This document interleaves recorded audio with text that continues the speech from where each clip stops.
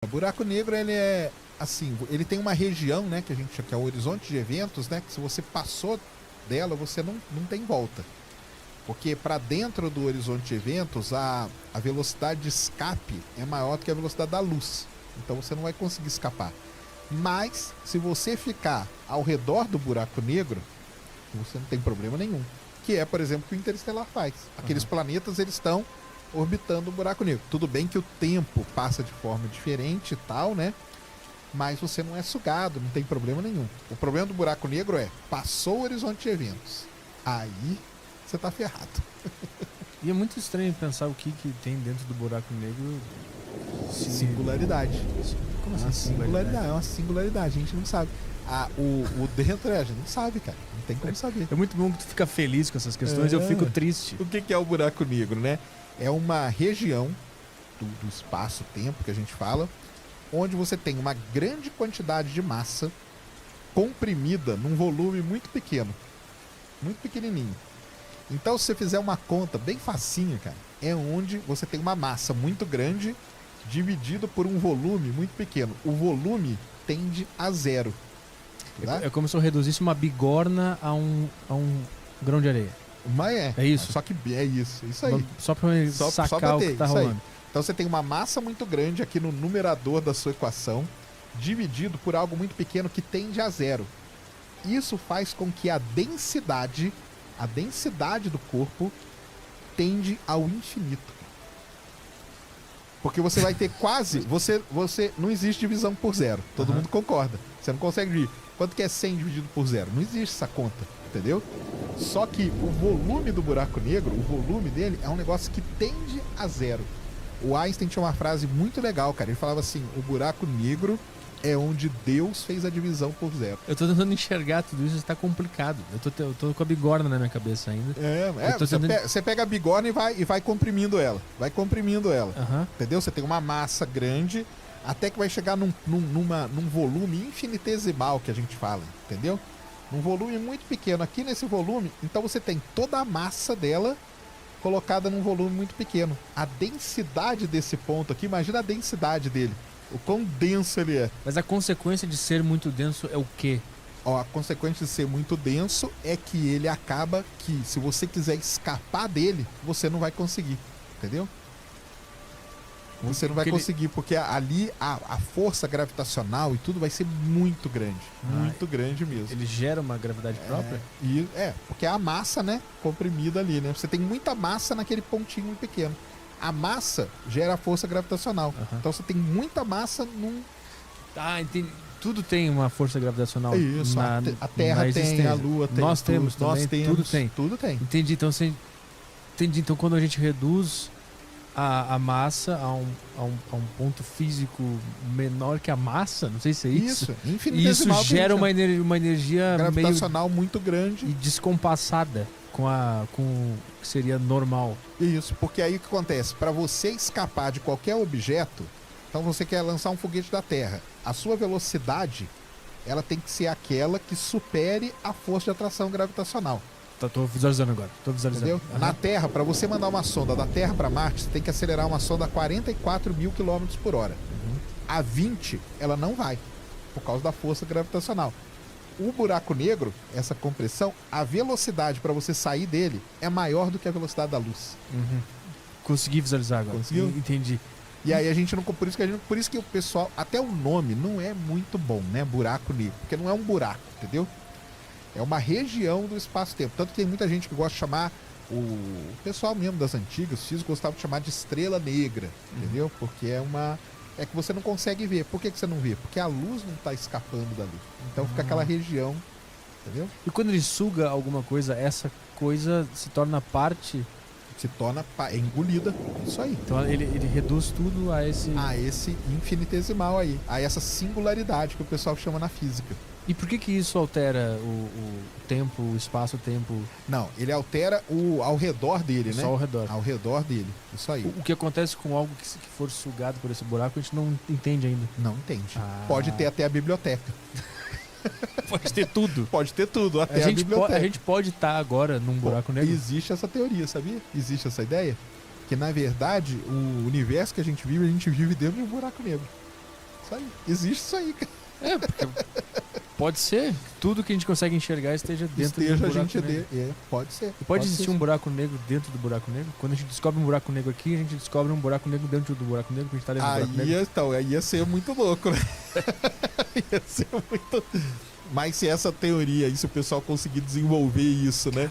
De que a gente vive num buraco negro, teria. Porque a gente já descobriu vários, né? Então, aí a gente descobriu vários buracos negros dentro de um. E se o universo for um grande buraco negro e dentro tem vários, é isso aí. Porque aí o astronauta, isso aí chama-se paradoxo dos gêmeos. Tá. Foi previsto pelo Einstein. Caralho, o cara fez tudo, velho. Se você pega um astronauta, coloca ele numa nave e ele viaja a, sei lá, 70% da velocidade da luz, o tempo para ele passa diferente. Quando ele voltar, ele tá novo. E o irmão gêmeo dele que ficou aqui tá velho. Mas como que pode se eles são irmãos gêmeos? Entendeu? Entendi, velho. Mas então, entender é diferente do que outra coisa. Compreender. De compreender, velho. É que é muito louco, cara. É muito louco, velho. A relatividade ela é muito louca, velho. Mas ela explica muita coisa, entendeu? O que é um buraco negro? Vem da relatividade também. Vem da relatividade também. Exatamente. Então vamos lá. Buraco negro é o seguinte. As estrelas... Lembra que a gente falou que a estrela tem uma vida, né? Uhum. A estrela nasce, ela vive e ela morre. Beleza? As estrelas, a vida da estrela depende da massa dela. De como ela nasce. Então, como que a gente divide isso? Estrelas que são parecidas com o Sol, têm a mesma massa do Sol, vamos dizer assim, e estrelas muito mais massivas que o Sol. Então, tem esses dois grupos aqui. As estrelas que têm massa parecida com o Sol, elas vão nascer, viver igual o Sol e vão morrer como uma anã branca, que a gente chama. O que vai acontecer com o Sol? O Sol ele vai começar a crescer, vai virar uma gigante vermelha, vai engolir Mercúrio, Vênus, Terra, talvez Marte, vai ser tudo engolido pelo Sol. Depois ele vai perder essas camadas de gás aí, porque ele não vai conseguir segurar elas, e vai virar uma estrelinha anã branca, bem pequenininha, super densa e tal. Esse é o fim do Sol. Se você faz essa conta para uma estrela que tem uma vez a massa do Sol, dá a mesma coisa, 2, 3, 4, 5, tudo isso dá a mesma coisa. Tá. É o ciclo de vida. É o ciclo de vida. Quando você chega em 8 a 10 vezes a massa do Sol, aí muda. Aí uma estrela já tem muito mais massa.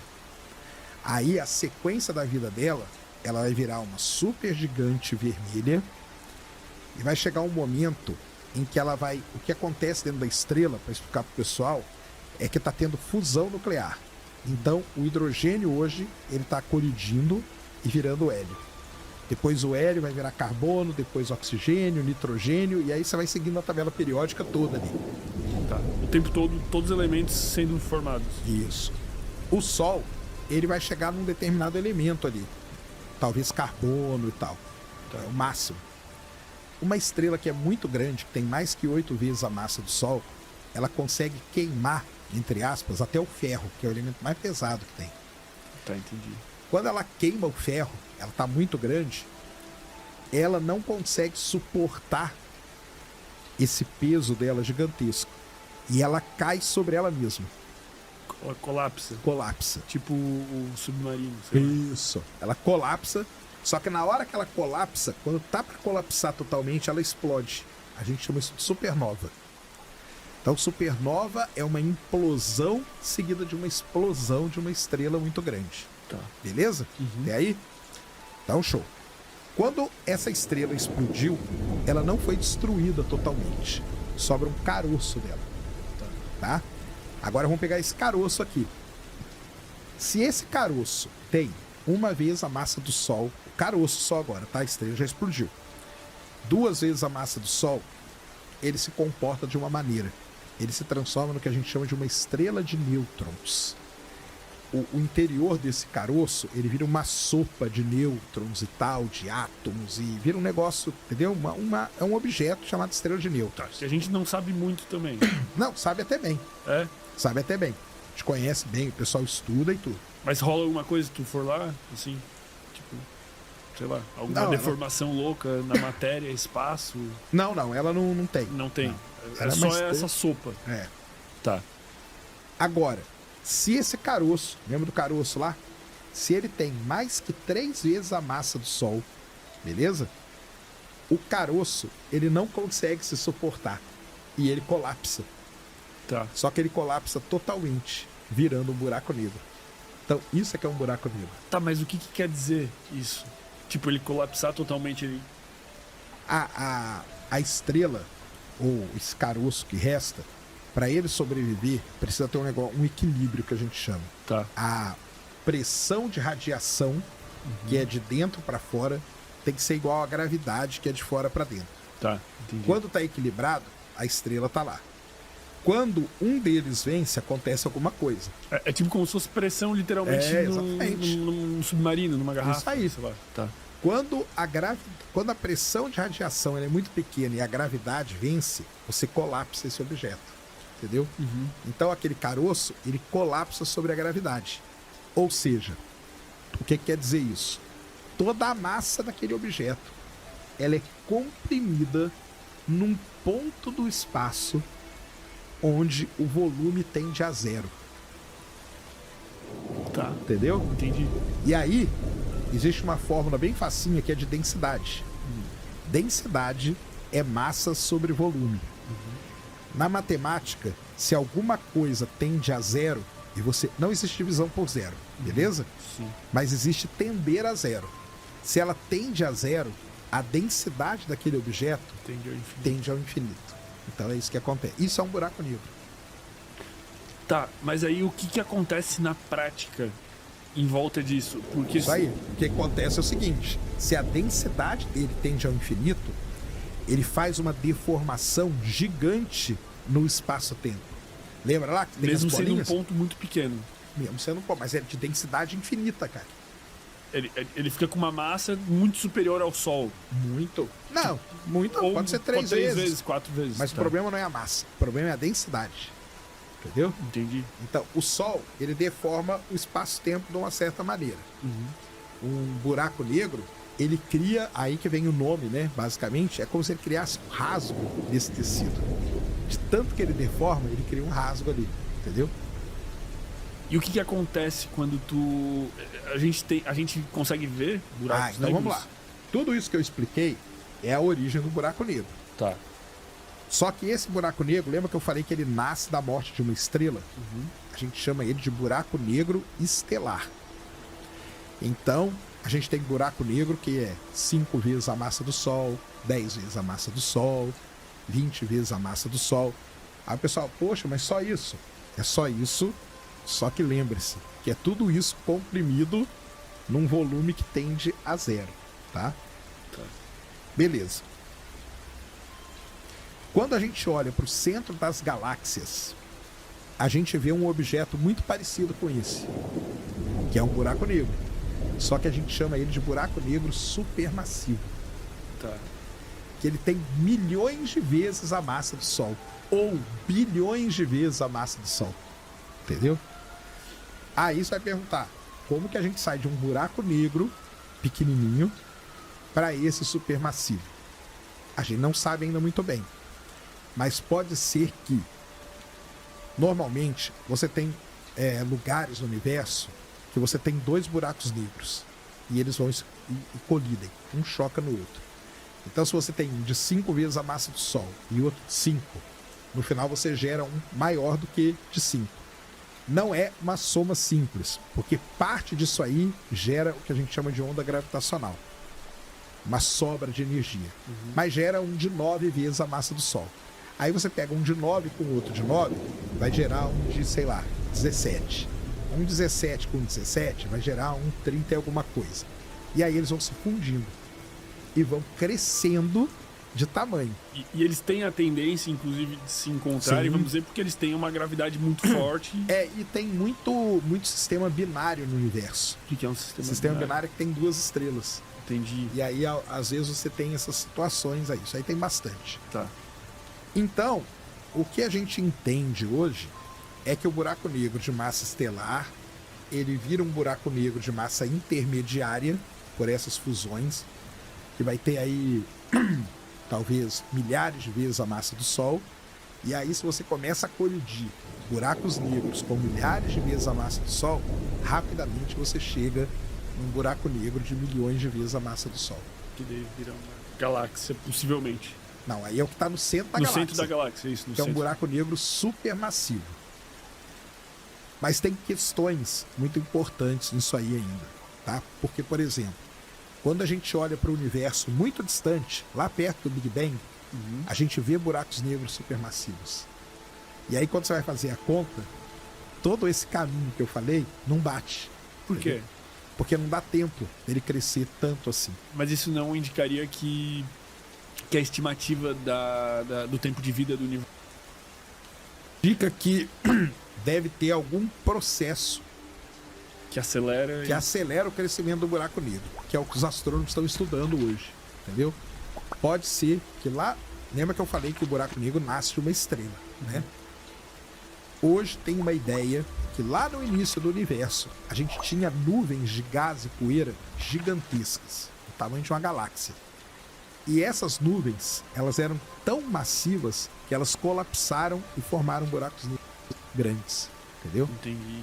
A gente chama isso de buracos negros primordiais. Só que isso ainda não é um negócio definitivo, tá? Tá sendo estudado. Como nada é... Não, algumas coisas é definitivo. Que são um consenso atual, mas nada é definitivo. Nada.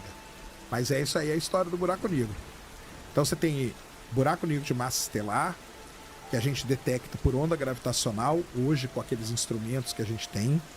Buraco negro de massa intermediária, esse é difícil de detectar, tem um ou outro candidato que precisa ser confirmado. E os supermassivos, que a gente vê. Tem até foto já no centro da Via Láctea, M87 e vários por aí. Aquela foto do buraco negro do Interestelar, assim. Isso, tá. Aquilo lá seria um supermassivo. Tá. E você tem também os buracos negros primordiais, que são esses que podem ter nascido de colapsos de grandes nuvens de gás e poeira lá no início do universo. Então seriam esses 4 tipos, vamos dizer, de buracos negros. Como é que é possível a gente observar um buraco negro? Tipo, por que a gente pode? Então, como é que a luz vem? A luz não vem. Vendo? Tá. A luz não vem. Então, o buraco negro em si, a gente nunca vê ele. Se eu estiver fazendo perguntas sem sentido, também tu me avisa. Pode perguntar, cara. Eu sou leigo, né? Mas... O buraco negro, lembra da velocidade da luz? A força gravitacional dele é tão grande que nem a luz consegue escapar dele. Tá. Então a gente não consegue ver o buraco negro. Não consegue, tá? Então, os de massa estelar a gente vê por quê? A gente não vê. Quando 2 buracos negros de massa estelar colidem, eles geram onda gravitacional. E a gente detecta a onda gravitacional aqui da Terra. Como a gente simula no computador a onda, a gente sabe que foi 2 buracos negros. É tipo, sei lá, 2 bolas de boliche invisíveis se chocam na areia da praia. Tu não vê elas, mas tu vê a areia em volta. Exatamente isso. Assim. Exatamente isso. Tá. Quem previu isso? Einstein. Filho da... O cara é foda. O cara é foda. Os supermassivos, a gente não vê eles também. Aí você vai falar, como tem foto dele, né? Tá. Então vamos lá. O buraco negro da Via Láctea chama Sagitários A Estrela. Ele fica bem no centro da nossa galáxia. Quando os astrônomos começaram a observar o centro da galáxia, eles começaram a ver estrelas que tinham uma velocidade muito alta mesmo. E aí, beleza. Porque quando você tem uma estrela com uma velocidade muito alta, você consegue calcular a massa do objeto que ela está orbitando. Entendeu? Pela velocidade dela, tu calcula. Isso. Tá. Quando eles calcularam a massa, chegaram numa massa de 4 milhões de vezes a massa do Sol. Ou seja, só pode ser um buraco negro. Tá. Entendeu? Tá, entendi. Foi assim que eles descobriram. A gente não viu. Então, a gente não vê tem, o efeito dele. Tem um limite de massa que algo pode atingir, que se for muito maior que isso, vai ser um buraco negro. É, porque se você não vê... Você tem... Você olhou aqui no telescópio. Você tem uma estrelinha... Depois se o cara quiser colocar aqui, ele até coloca pra gente, pra você ver. O Gabriel consegue tudo. Chama órbita estrela S2. Coloca aí, que é legal pra caramba isso. A estrela tá orbitando. Tá. Só que na hora que você olha, ela tá orbitando nada. Ó, tá vendo? Coloca aqui, acho que tem um vídeo, cara, que é bem legal dela.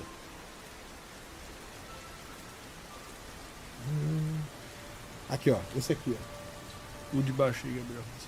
É. Ela tá orbitando, só que ela tá orbitando nada, tá? Olha lá. A estrela tá orbitando, isso aí são estrelas, as trajetórias das estrelas no centro da galáxia. Olha a estrela lá, ó. Tá vendo? Uhum. Muito rápida. Ó, ficou rápido. Só que o que ela tá orbitando? Nada. É um vazio. O que é esse vazio? Um buraco. É o buraco negro. Que a gente não vê ele, entendeu? A gente só vê o efeito gravitacional dele. Cara, isso é muita loucura, velho. É, aí, ó. Tá vendo?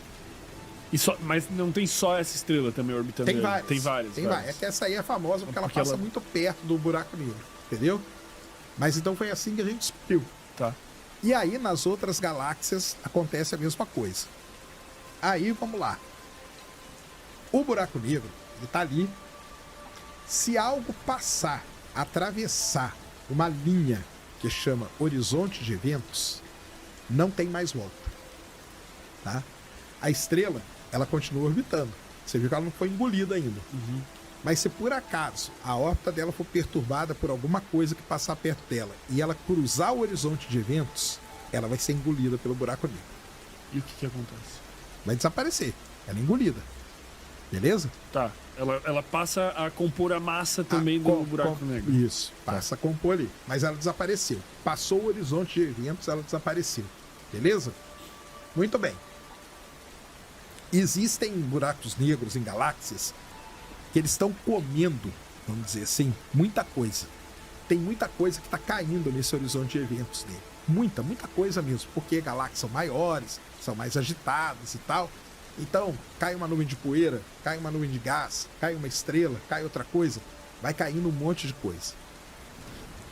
Começa a cair tanta coisa que o buraco negro, ele meio que não dá conta de comer tudo ao mesmo tempo.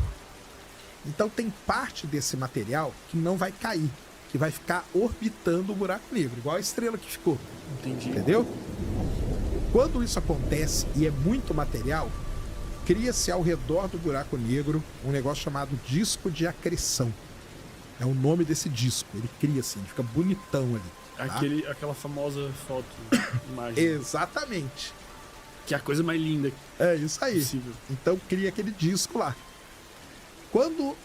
E esse disco, ele emite radiação em comprimentos de onda lá do espectro, lembra do espectro que eu falei? Lá na casa do raio-x, ondas de rádio, coisa muito energética. Uhum. Então, com um telescópio óptico de espelho, a gente não consegue ver. Mas com uma antena de ondas de rádio, a gente consegue. E traduzindo uma imagem que seja visível. Exatamente. Caralho. Então ninguém apontou de fato o telescópio e viu aquilo. Nós apontamos várias antenas e vimos aquilo. Mas mesmo assim tu não vê. Tipo, tu... Não, o buraco negro não. Nunca. O que você tá vendo é o disco de acreção Não, dele. mas tipo, tu interpreta o que tá em volta. Isso. Vamos dizer assim. Isso aí. Exatamente. E aí, quando o cara descobriu isso, eles começaram a apontar para várias galáxias e eles começaram a ver esses raios-x vindo do centro da galáxia. E aí o raio-x ele tem uma certa energia lá, que quando você faz as contas, você fala que é um buraco negro. Você consegue calcular a massa e tudo. Então foi assim que a gente descobriu. E tem infinitos também, como tudo no universo. Buracos negros é o seguinte, os astrônomos, né, e os físicos e tal, eles estimam que no centro de todas as grandes galáxias tem buraco negro. Tá. Não são todas que tem, não. E por que eles, assim, eles têm essa capacidade de digestão, vamos dizer assim, que são as coisas que eles estão engolindo, eles estão sempre engolindo coisas, mas eles não estão dando conta. Mas à medida que eles vão engolindo coisas, eles vão aumentando a própria massa. Isso. E se eles aumentam a própria massa, eles vão ter mais capacidade de digestão, vou botar entre aspas. Meio que eles vão crescendo, né? Vão crescendo. Então a tendência é, num tempo infinito, eles engolirem tudo. Seria num tempo infinito, né? Então a gente não sabe se eles podem engolir tudo, né? Mas é a tendência, tipo, sei lá, daqui 1000 anos os buracos negros vão ter engolido mais. Pode ser que ele limpe uma região ali e depois as coisas não caiam mais nele. Entendeu? Entendi. Porque só cai se você cruzar o horizonte de eventos. A estrelinha lá, tá lá orbitando. Normal. Aquela ali tá no limitex ali. Ela tá, tipo... tá no limite. Mas ela não chegou no horizonte de eventos. Ela pode ficar ali até o infinito. Entendeu? Uhum. E o buraco negro nunca engolir ela. Porque o buraco negro não é um ralo que as coisas vão cair. Só cai depois que você passa o horizonte de eventos. Aí não tem mais volta. Como é que se calcula a distância desse horizonte de eventos? É foda. É foda. Mas tem, tipo, é calculável. Eles sabem onde que é. Eles sabem, tipo, vamos... Tu tem uma bolinha de gude aqui, tu não pode chegar a 30 km dessa bolinha de gude, senão fudeu. Isso aí foi um amigo do Einstein que calculou. Aliás, é uma história muito legal, porque o Einstein ele fez a teoria da relatividade e várias outras pessoas estavam trabalhando naquilo ali também. Um desses caras é um nome muito complicado, chama Schwarzschild. Ele calculou o horizonte de eventos. Chama até raio. O horizonte de eventos é o nome popular dele e o nome científico é raio de Schwarzschild. Entendeu? E aí você calcula. Você pega as equações do Einstein lá. Para um buraco negro de tantos milhões de vezes a massa do Sol, o horizonte de eventos é de tanto tamanho. O outro é tanto. E aí você vai calculando. E testaram se esse cara tá certo? Testaram. Testaram. Como que testa isso? Observando. Vendo, tipo, o objeto chegou tão próximo, deu merda. Porque hoje a gente já observa objetos sendo engolidos pelo buraco negro. Isso é legal pra caramba. Cara, é muito legal a astronomia, velho. Aí esse efeito aí chama efeito de ruptura de maré. Você tem um buraco negro, você tem a estrela aqui. Imagina aquela estrelinha lá. Vamos supor que alguma coisa, uma outra estrela, perturbou a órbita dela. E ela encostou no horizonte de eventos. Ela é engolida. Só que ela não é engolida direto. Ela é puxada. Ela é espaguetificada, que chama. Tipo, se desintegra? Ela é engolida igual um espaguete. Ela vai sendo... Exatamente. Entendi. Ela vai espiralando ali até... E quando acontece isso, e você está observando o buraco negro com o espectro, tudo é espectro na astronomia, tá? Tá. Pouca coisa é imagem, tudo é espectro. No espectro você vê um pico gigante assim. Aquele pico quer dizer o momento que a estrela foi engolida. Então hoje a gente já observa estrelas sendo devoradas por buraco negro. O tempo todo? O tempo todo não, mas observa algum. Porque a taxa de alimentação do buraco negro, ela... Aí entra o negócio de tempo, né? Igual a gente estava falando, né? Então, por exemplo, o nosso aqui da nossa galáxia, a estimativa é que ele engula uma massa solar a cada 10 mil anos. Essa seria a alimentação dele. Tá. Entendeu? Não é tanto. Não é tanto. Só que... Tô perdendo a humildade aqui com o universo, tô ficando bom de vida. Tem buracos negros que a taxa de alimentação deles é muito maior, entendeu? Tá.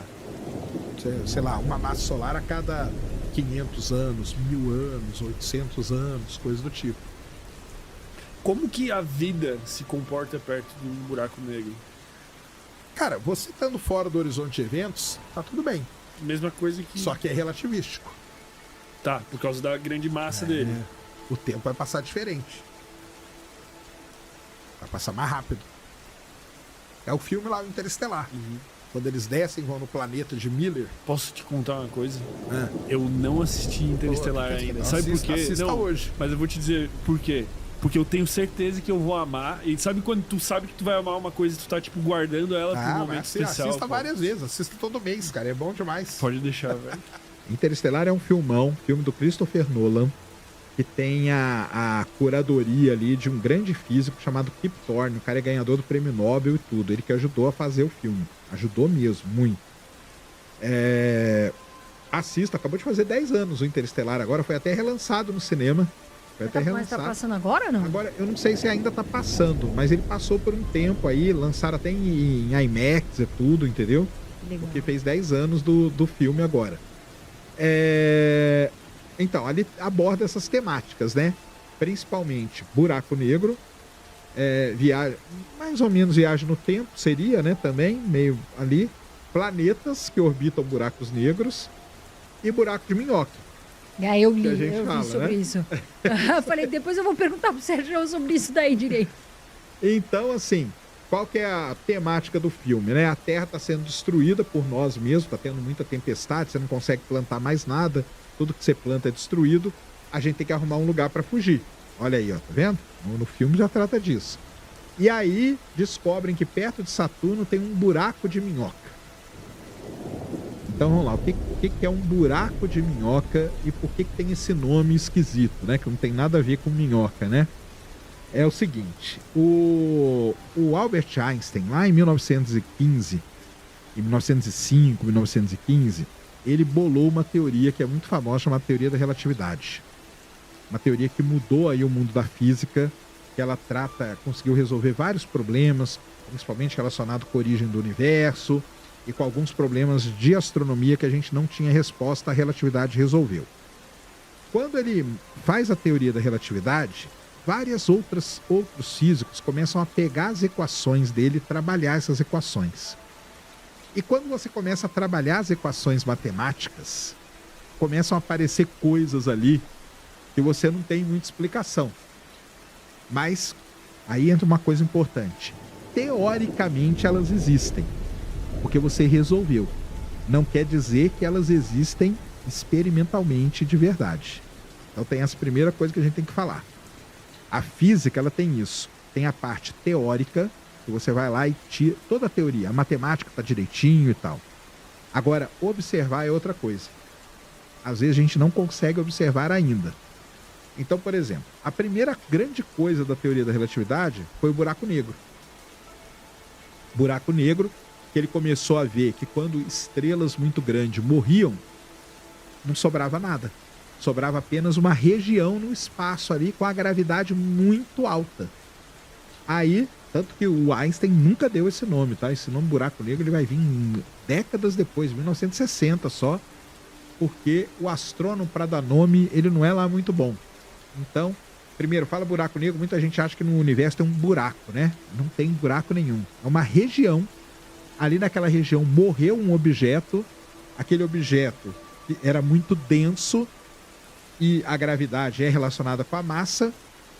A gravidade ficou tão forte ali que a velocidade para você sair daquela região ela é mais alta que a velocidade da luz. Então você não consegue sair.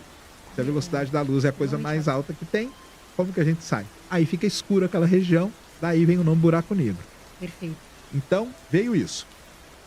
Durante décadas e décadas, isso era só teoria.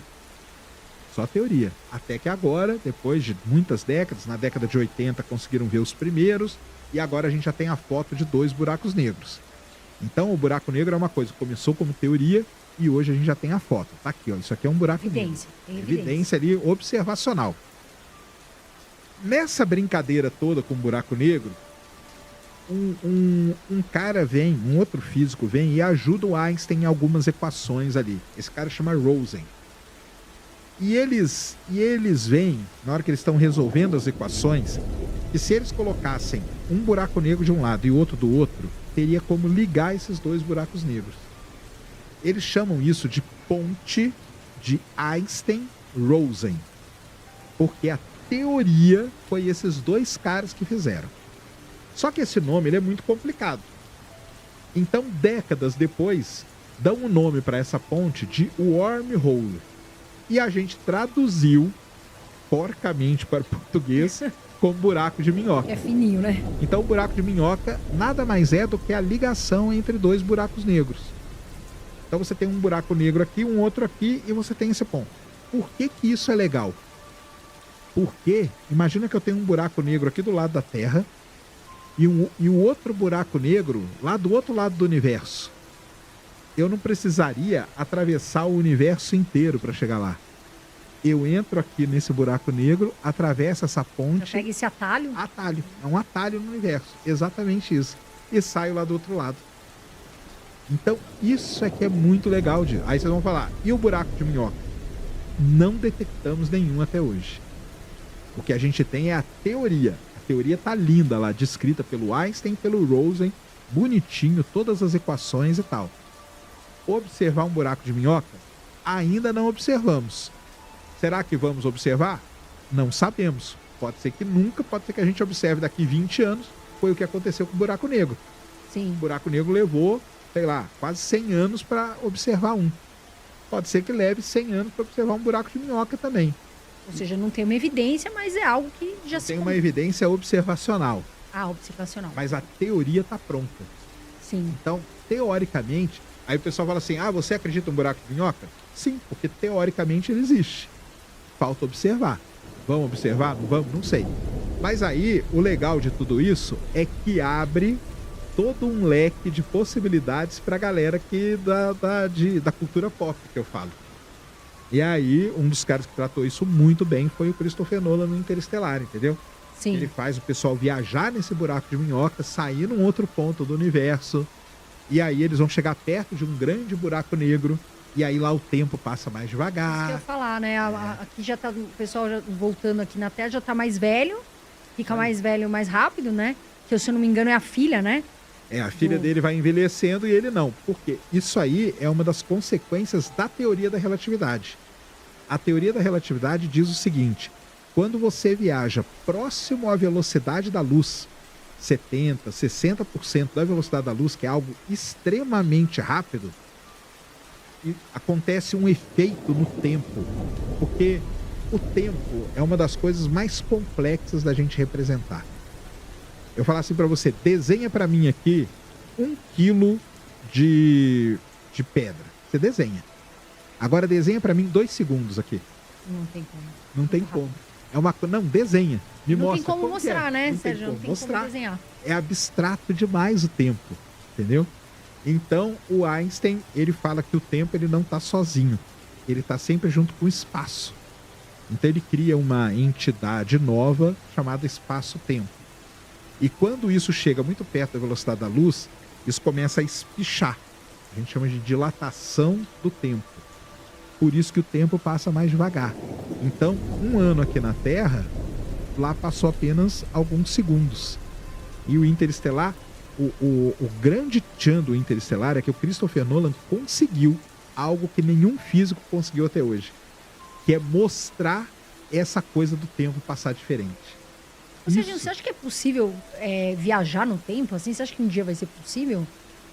Como o pessoal diz, né? De novo, teoricamente, tá ali. Entendeu? Tá ali. O Interestelar é uma dessas situações, entendeu? Já pensou? É você chegar muito perto da velocidade da luz e aí acontecer. E aí acontecem os problemas. Podem acontecer vários problemas. Então, quando o Einstein bola a teoria da relatividade, são criados vários paradoxos que a gente chama. Um deles é o paradoxo dos gêmeos. Sim. Você tem um irmão gêmeo seu. São gêmeos. Só que o seu irmão gêmeo vai numa viagem próxima à velocidade da luz. Quando ele voltar, você envelheceu e seu irmão tá novo. Mas como se vocês são gêmeos? Exato. Pela questão do lugar, né? Por questão da dilatação do tempo. E uma outra coisa é o paradoxo do avô, que tem a ver com a viagem no tempo. Imagina que você pega uma máquina do tempo, volta no tempo e mata o seu avô. Como que você tá vivo? Exato. Se seu avô morreu, você não tem seu pai. Se não tem seu pai, não tem você. Exatamente. Então, criam-se essas coisas. E aí, de novo, a cultura pop aproveita isso demais. Então, eu até vi aqui na porta que tem o pôster do De Volta para o Futuro. O De Volta para o Futuro, ele trata a viagem do tempo de um jeito. Que é essa aí. Você não pode interferir no passado. Porque se eu mudar o passado, eu vou criar uma sequência de eventos que vai mudar o futuro. Agora, todo mundo já deve ter visto, se não viu, veja também, os filmes da Marvel. Sim.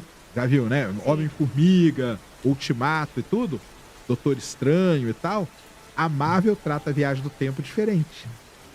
Ela trata que você pode voltar, só que quando eu volto no tempo, imagina que eu voltei para, vamos pôr aqui, voltei para 10 anos atrás, quando o Brasil tomou 7-1 da Alemanha, 2014. Eu fiz uma máquina do tempo e voltei para lá. Pelo De Volta para o Futuro, eu interferiria no resultado.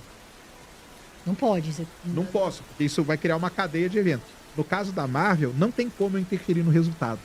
Eu volto lá para 2014, no dia do jogo, a partir dali é criada uma outra linha do tempo aqui, paralela. Então, o que acontecer nessa linha paralela aqui não vai interferir na linha do tempo que aconteceu. Então, aí são as maneiras. E por que tem essas diferentes interpretações? Porque tem diferentes maneiras de você resolver essas equações. Tá tudo ligado na relatividade.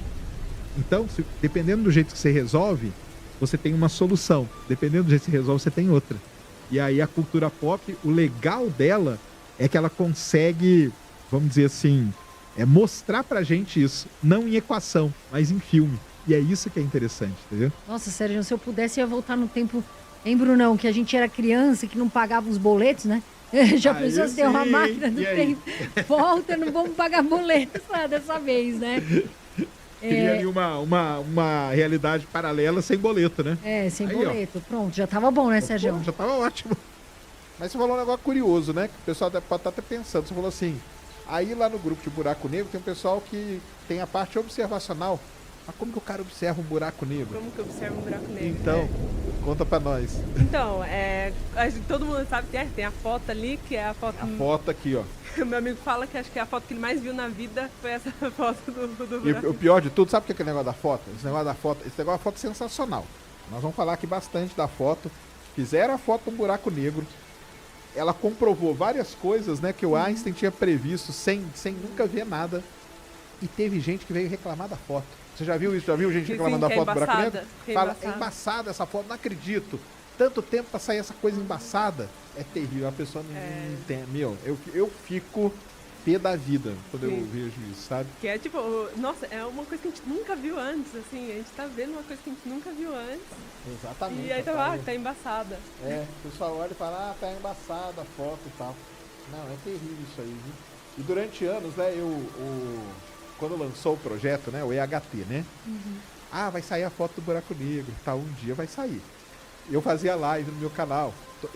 Meu canal, quando comecei, eu fazia live todo dia. Tipo de notícia, Jornal Nacional de Astronomia. A pergunta que nós fazíamos é, cadê a foto do buraco negro? Cadê a foto do buraco negro? Aí quando saiu, vieram reclamar. É fogo. Aí tá embaçada, meu celular tira uma foto melhor, coisas tipo. Por que não tiraram com o iPhone 13, né? Mas porque o buraco negro tem a foto, que é a foto, né? Mas tem outras maneiras da gente meio que observar ele, né? Sim. Então, porque assim, um buraco negro, por definição, é um objeto que não emite luz, né? Então assim, como que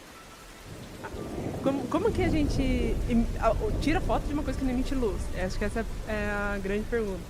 Mas assim, o que acontece é que tem um gás ao redor e esse gás, ele brilha, porque a parte da energia potencial ela é transformada em luz e a gente consegue observar essa luz, que pode ser tanto luz visível, quanto pode ser rádios, raios gama, raios X, depende do processo e do tipo de buraco negro. Por exemplo, buracos negros estelares vai ter uma certa marca, buracos negros supermassivos vai ser outra marca, depende do quanto ele está acretando, a taxa de acreção dele. Então, assim, vários fatores que dependem. Então, assim, mas é isso que a gente vê, essa assinatura, que assim, não é uma foto, é um espectro, que é basicamente o quanto de intensidade tem em função do comprimento de onda. E pelos esses dados a gente consegue então analisar, entender quais os processos que estão ali. Pela teoria a gente já sabe mais ou menos o que esperar. E a gente tem os dados. No caso do meu grupo, eles trabalham com raios gama. Raios gama? Raios gama. Ah, legal. Raios gama, então fontes bem energéticas, né? E principalmente teve um trabalho recentemente que é para mapear o Sagitário da Estrela, que é o buraco negro do centro da Via Láctea em raios gama. Então, e inclusive saiu, acho que você já deve ter falado da foto em raios gama. Da galáxia. Então, eu fiz isso aí, que é do grupo aqui é isso mesmo. Sim. Porque aí, pegando aí esse gancho aí, quando fizeram o EHT, né, era para ele tirar a foto do Sagitário da Estrela, que é o buraco negro da galáxia, da nossa, e da M87, que é esse aqui, né? E um outro também, eram 3, na verdade, eram 3, eram 3, né? Eu não lembro o terceiro, mas é porque os dois que mais falam são... E por que a do Sagitário da Estrela não saiu? Então, aí é uma grande questão essa aí, porque muita gente acha que é por causa da poeira. E ninguém quer falar. E vou te falar um negócio, eu já participei de grupos assim, do pessoal da Itália, o pessoal que trabalhou nisso aí. E o pessoal não quer, eu falo, cara, vocês não querem falar porque... Não sabe. Então, aí muita gente fala, por causa da poeira. Assim, a resposta principal é, porque tem muita poeira. E assim, a raios gama passa, então assim, a gente conseguiria observar, né? Mas não, a questão é que o MTT7 estrela, ele é muito grande. Então, assim, para ter uma variabilidade ali, ou seja, para as coisas variarem ali ao redor dele, demora semanas, dias ou semanas. Então, assim, dá tempo de você pegar o telescópio e ficar ali focando pro objeto. Já o Sagitário da Estrela... Tá muito perto, né? Tá muito perto e ele é muito pequeno. Então, em questão de horas, as coisas já mudam ali. Então, eu sempre faço essa analogia, que é como se você quisesse tirar foto de alguém e a pessoa não parasse de se mexer. O que eu falo é tentar tirar foto de uma criança de 3 anos. E aí que não para de se mexer um segundo e fica tudo embaçado, você não consegue ver nada. E é a mesma coisa, então é por isso que a gente não tem ainda a foto do Sagitário da Estrela, que eu acho que eles devem ter. Mas os dados têm. Os dados com certeza foram capturados naquelas semanas ali, né? Sim. Com certeza esses dados têm. Tem muita gente, inclusive tem uma brasileira trabalhando para resolver esse problema de variabilidade, que ela trabalha com PCA, Principal Component Analysis. Isso mesmo. E tá para tentar resolver esse problema. Mas assim, acho que há expectativa aí de logo sair do Sagitário da Estrela. Então, o que eu ouvi falar, que agora recente, semana passada, na verdade, falaram que o James Webb vai ajudar nisso. Porque ele vai começar, o James Webb, ele não vai observar o buraco negro, mas como ele vai ver em infravermelho, então ele vai meio que mapear aquilo ali e esse mapeamento que ele vai fazer, o pessoal vai usar para retirar do dado, entendeu? Ah, sim. Então é como se ele estivesse mapeando o ruído que está na foto do Sagitário da Estrela. E aí parece que elas vão ajudar a surgir ela. Então isso é um negócio legal. Para o pessoal entender, né? Que você falou assim, ele é menor, né? Porque a gente mede buraco negro pela massa dele, né? Sim. Então o Sagitário da Estrela é 4, né? 4 milhões. 4 milhões. Mesma massa do Sol. E o M87 é? Acho que 7 bi, né? 7 bilhões. Então, só que o Sagitário da Estrela está a 26 mil anos-luz de distância. Esse é 51 milhões, né? Sim. E isso às vezes a pessoa buga a cabeça da pessoa, né? Porque assim, como que o negócio está muito mais longe, eu consigo ver melhor do que algo que está muito mais perto, né? Isso é impressionante, né? E aí, se no fim das contas for observar o tamanho no céu, é o mesmo tamanho. Porque é menor. Porque eu acho que o Sagitário da Estrela, se não me engano, acho que o raio dele é menor do que a órbita de Mercúrio. Enquanto o M87 da Estrela é muito maior do que o Sistema Solar, né? Então. Mas aí quando você coloca na distância fica igual, né? Fica igual. É como se fosse Lua e Sol. A Lua tá aqui, o Sol tá lá e eles têm o mesmo tamanho no céu. A Lua e o Sol tem uma coincidência incrível, porque o Sol é 400 vezes maior que a Lua e a Lua tá 400 vezes mais perto que o Sol. Sim. Isso mesmo. E às vezes a gente tem um eclipse bonitinho. Então é isso, entendeu? O pessoal que fica, mas como que não tem? Não é possível. Mas é por conta disso, entendeu? E o Sagitário da Estrela, porque o M87, porque o M87 nessa foto não aparece porque é como se a gente estivesse dando um zoom, né? Mas ele tem aquele jato, né, de partícula, né, que ele emite, né? Que é uma linha azul que ele tá emitindo. E tem muita gente, inclusive saiu papers essa semana. Essa semana, né? Saiu um paper lá, eu vi isso aí. Legal pra caramba, né? De uma simulação, né? Pra entender. Pra entender o jato e tal. E tem muita gente, inclusive, achou que ia ver a base do jato, mas na foto não apareceu. E aí eles querem entender, simular o que tá acontecendo ali. E é muito engraçado que, tipo, as pessoas não sabem, né? Porque as pessoas não falam que o M87 é um buraco negro relativamente quieto. Sim. A gente tem uma classe de buracos negros quietos, que é LLAGN, que é Low Luminosity AGNs, que são buracos negros que não estão acreditando muito, assim, eles estão quietão, paradão lá, e é onde ele tá. Então muita gente acha que eles são ralos de comida que estão aí. O pessoal acha que eles vão sugar o universo inteiro, né? Sugar o universo inteiro. Mas inclusive isso ajudou muito, porque se fosse mais brilhante, a gente não conseguiria observar. Inclusive muitos buracos negros que a gente não tenta, é porque a gente sabe que eles estão acreditando muito mais, brilhando muito mais. Então assim, tirar foto a gente viria só uma bola brilhante, por causa que o disco ia... Mas aí isso até ajuda, porque ele tá acreditando pouco e... Isso foi uma das coisas que quando eles bolaram, né, eles tiveram que pensar em tudo isso, né, pra onde que nós vamos, né. Tem a série na Netflix, né, que eles contam a história de como foi feita a foto do buraco negro, né. Como foi feita a foto, sim. Que é legal pra cá. Como que chama? Esqueci o nome, como que chama? Acho que Inventor, não é. Em inglês né, mas em português eu esqueci. Mas procura lá. Acho que é a visão de evento, não lembro. Não, é Buracos... Cara, procura lá Buracos Negros, que você vai ver. É uma série que é muito legal, que conta a história dessa foto aqui. Porque essa foto foi o seguinte, foi lá em 2017, né? Em abril, né? Eu lembro de onde foi. Foi de 10, foi 5, 6 dias, né? Sim. E até isso, eles tiveram cuidado de escolher. Por que escolheu abril? Porque abril é um mês que no mundo inteiro é mais ou menos uma sim. temperatura, porque Ok. isso aí mudou, né? Muda o dado, né? Muda. Inclusive, tipo, no Polo Sul tinha que ter o mesmo tempo que no Havaí. Ao mesmo tempo. Então, então, assim, imagina. Uma coisa...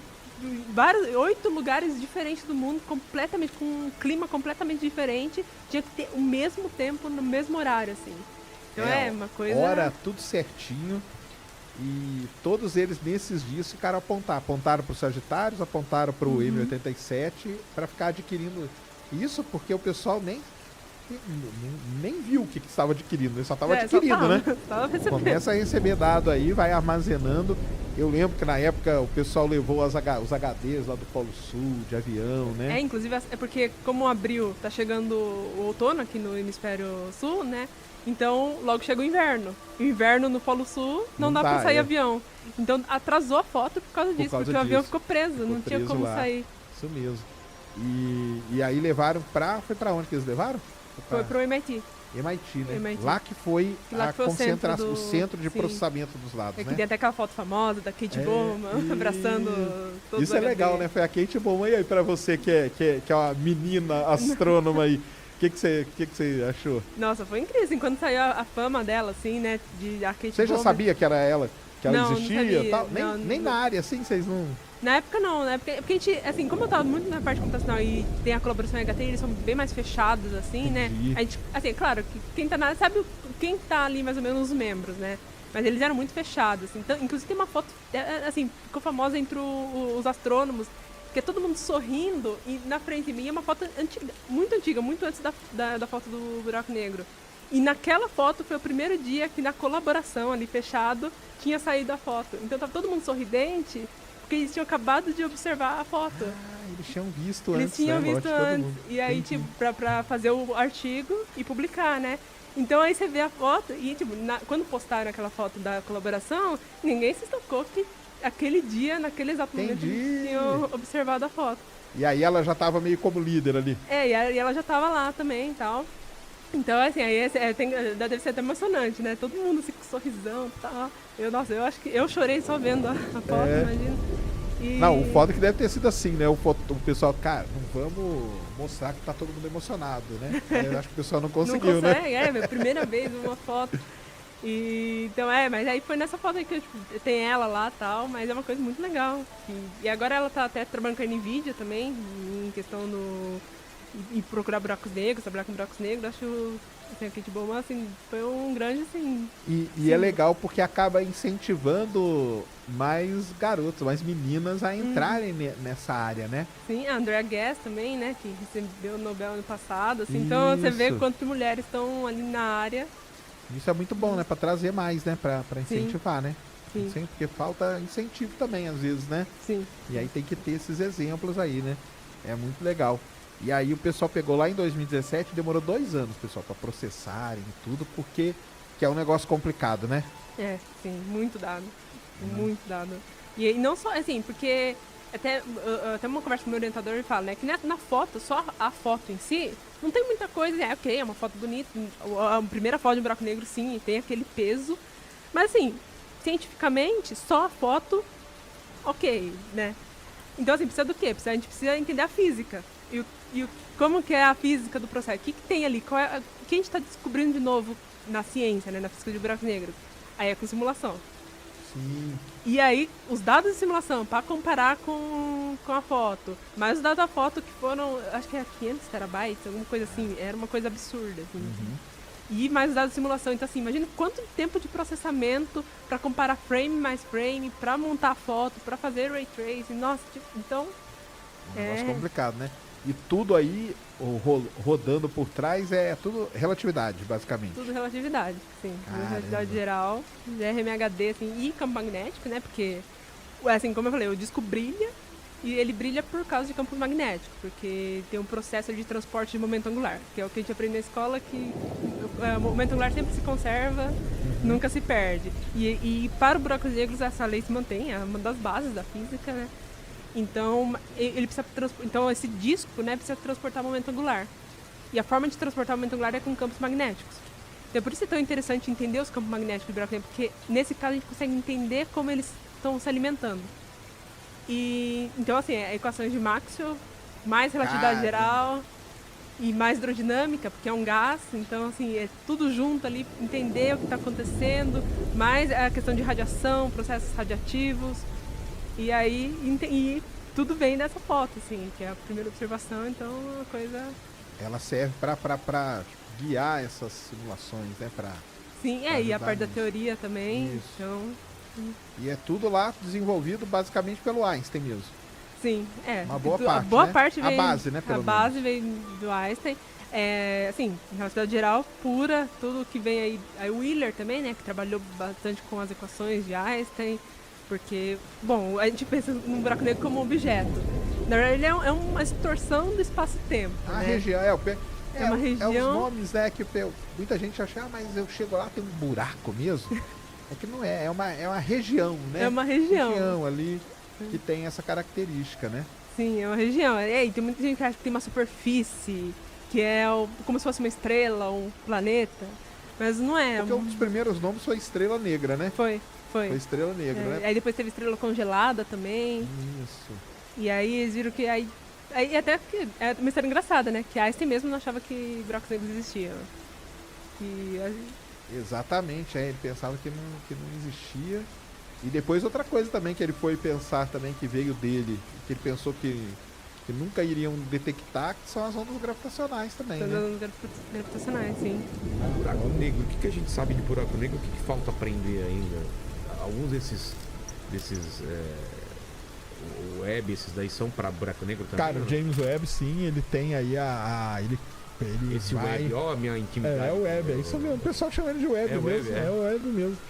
Cara, ele vai, porque um dos objetivos do James Webb é entender, porque o pessoal, os astrônomos, eles não sabem direito ainda como que os buracos negros gigantescos que tem no centro das galáxias, como que eles se formaram.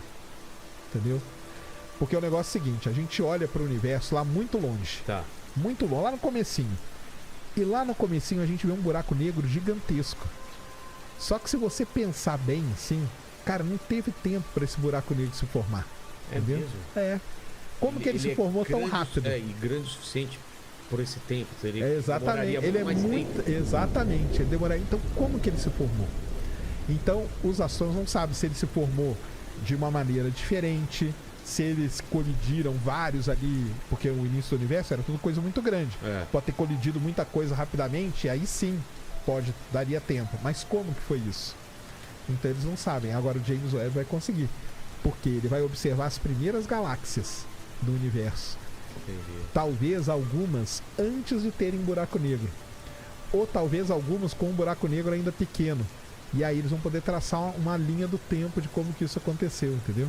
O buraco negro tá para uma galáxia como se fosse o quê?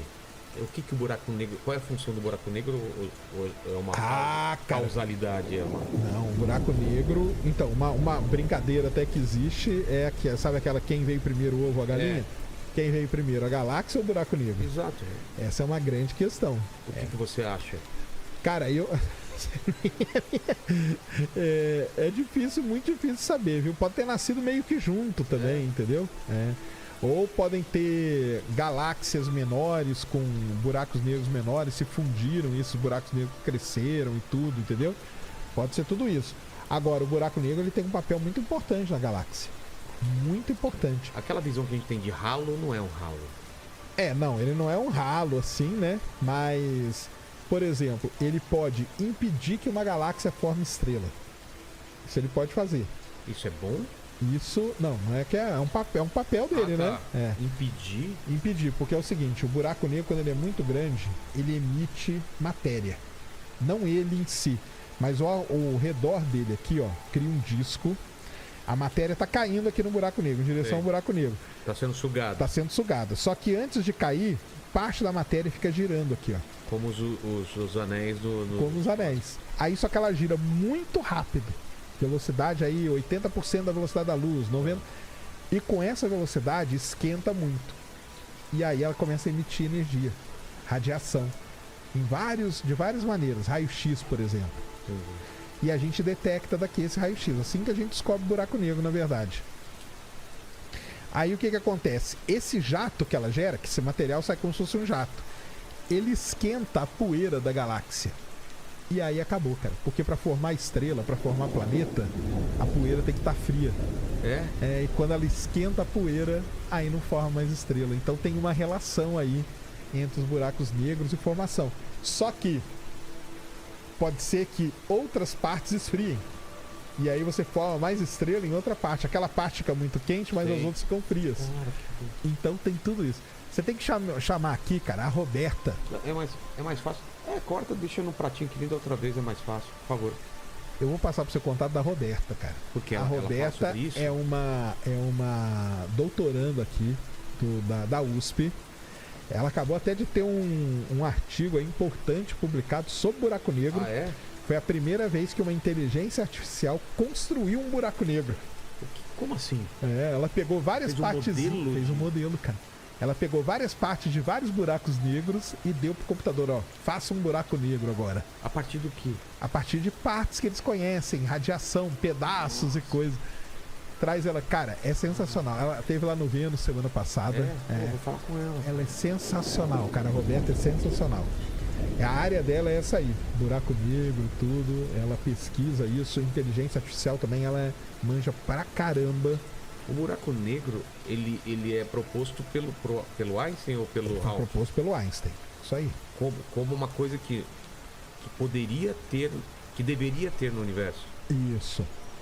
Mas nem ele mesmo acreditava. O Einstein porque o Einstein fez foi o seguinte, ele começou a estudar como que as estrelas iam morrendo. Certo.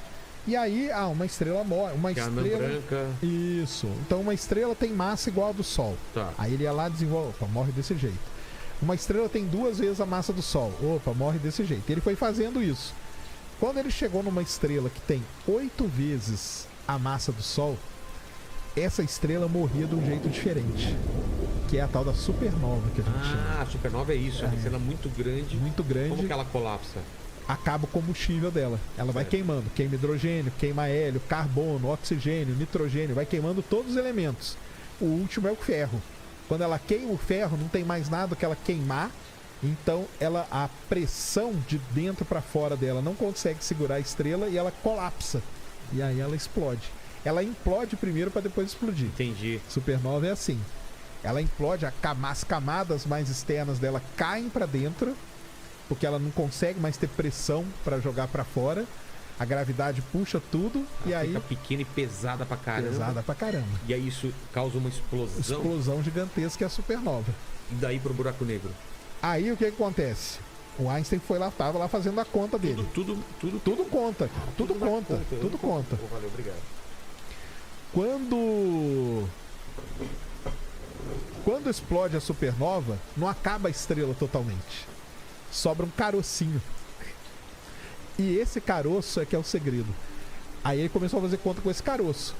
Se esse caroço que sobrou, não a estrela, tiver 3 vezes a massa do Sol, aí vira um buraco negro. Por quê?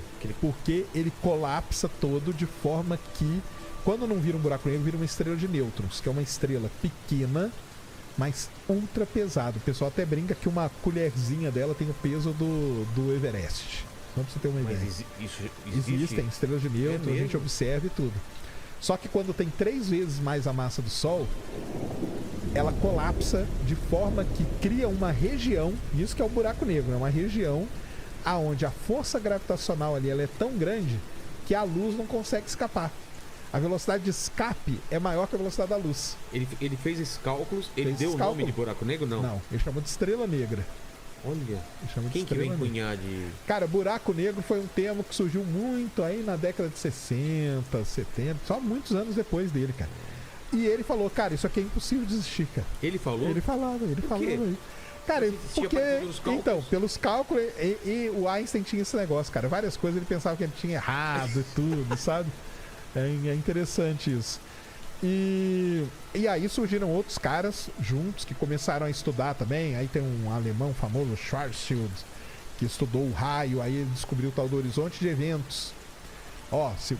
Quer dizer que tem essa região, então é um ralo? Aí ele descobriu, não, só é um ralo se você chegar numa determinada distância dele. Entendi. Chamou aquilo de horizonte de eventos e tudo. E aí vieram vários caras fazendo, né, melhorando aquele trabalho do Einstein ali.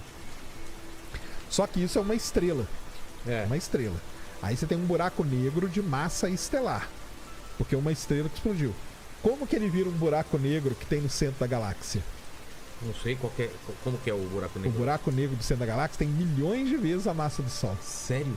Esse aqui do Einstein tinha 20 vezes a massa do Sol, 10 vezes a massa do Sol, entendeu? O do centro da galáxia? O nosso aqui tem 4 milhões de vezes a massa do Sol. A gente tá girando em torno dele? A gente gira em torno dele. Aí vem a grande questão, cara. Como que surge um buraco negro desse tamanho? Não é um buraco negro, vai juntando com outro, com outro, com outro. Aí sim, existe essa ideia de que vai tendo colisões de buracos negros quando um bate no outro. Então, um de 20 bate com um de 10. Não gera um de 30, tá? Gera um de 28, por exemplo, porque parte dessa energia é liberada de outra forma. Aí esse de 28 vai bater com outro de 28, esse de 30 e tal. Então, essa teoria existe.